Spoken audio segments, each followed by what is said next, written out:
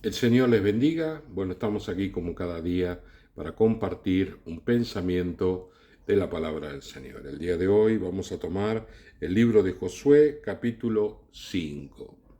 El libro de Josué, capítulo 5. Hoy vamos a leer bastante la palabra, es un relato lindo, realmente lindo cuando nosotros entendemos la palabra del Señor, porque si no es difícil de comprender.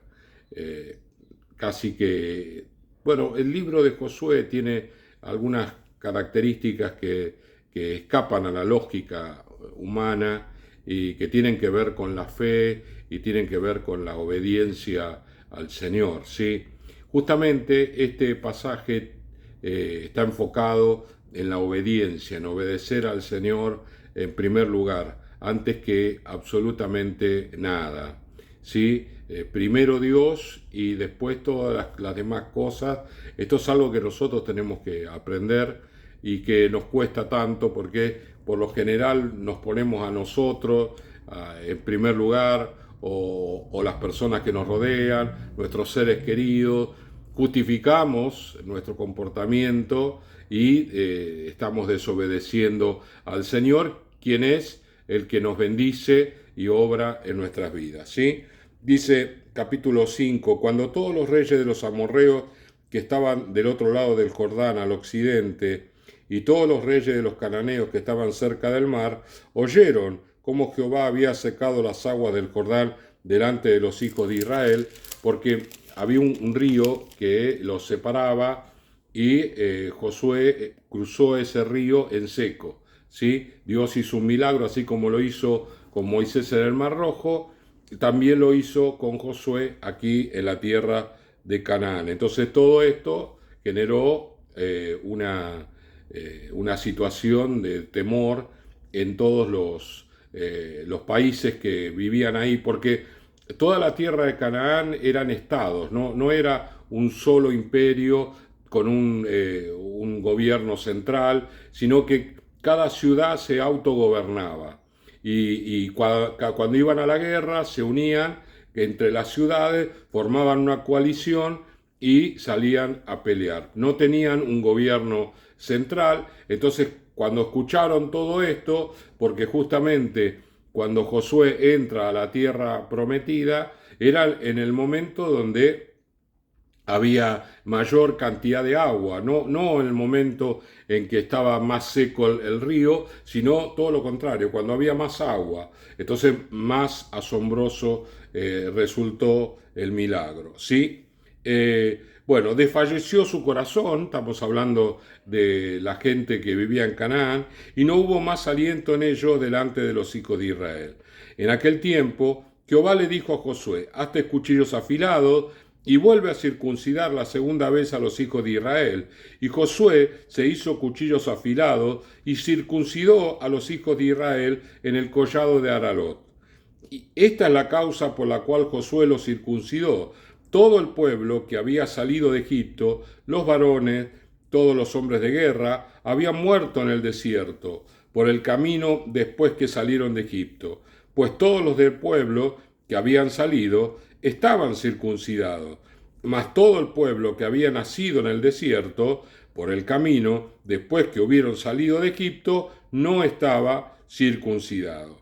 Porque los hijos de Israel anduvieron por el desierto 40 años, hasta que todos los hombres de guerra que habían salido de Egipto fueron consumidos, por cuanto no obedecieron a la voz de Jehová, por lo cual Jehová les juró que no les dejaría ver la tierra de la cual Jehová había jurado a sus padres que nos la daría, tierra que fluye leche y miel.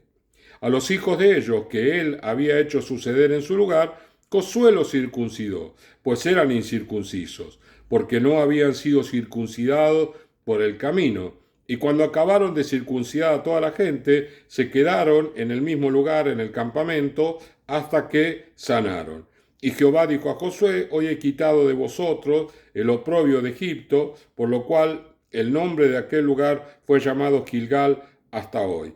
¿Sí? Y los hijos de Israel acamparon en Gilgal y celebraron la Pascua a los 14 días del mes por la tarde en los llanos de Jericó.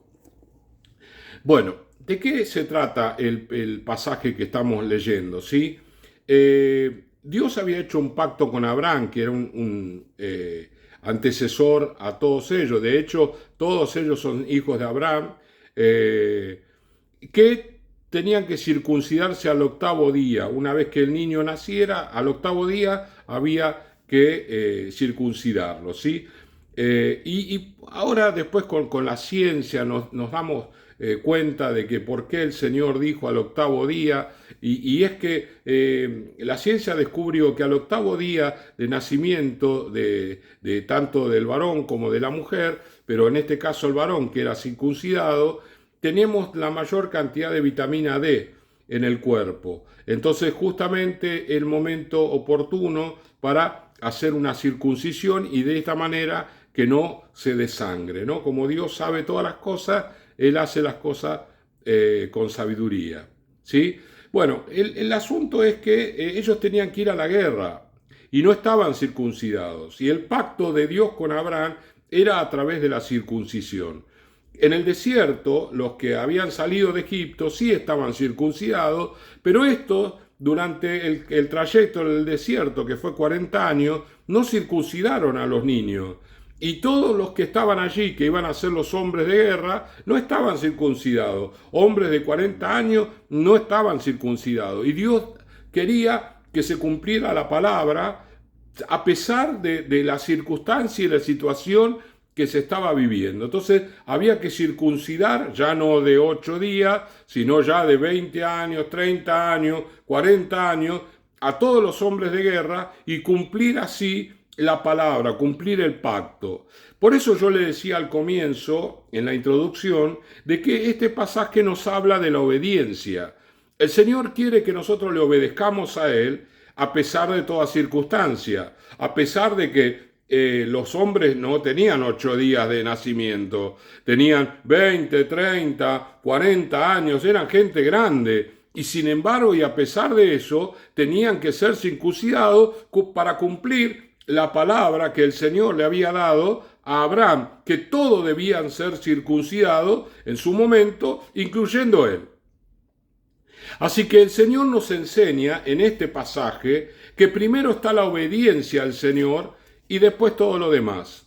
Ellos estaban en un campamento y los enemigos, cada uno en su ciudad, tranquilamente podían haber formado una coalición y venir a atacarlos a ellos porque estaban en debilidad, ¿sí? Y esto era algo peligroso. Sin embargo, el Señor dijo, no, tienen que obedecerme, tienen que hacerme caso, tienen que poner primero mi palabra por encima de todas las cosas, a pesar de que pronto van a ir a la guerra, a pesar de que esto les va a doler, a pesar de que son grandes y algunos de ellos se iban a desangrar, pero no se desangraron porque el Señor intervino allí de manera milagrosa, nadie murió de todos aquellos que fueron circuncidados. Bueno, el Señor, a pesar de todas estas cosas y de todos los argumentos que ellos podían haber tenido, le dijo, tienen que obedecer. Y Josué lo entendió de esta manera, que la obediencia al Señor está primero que las demás cosas.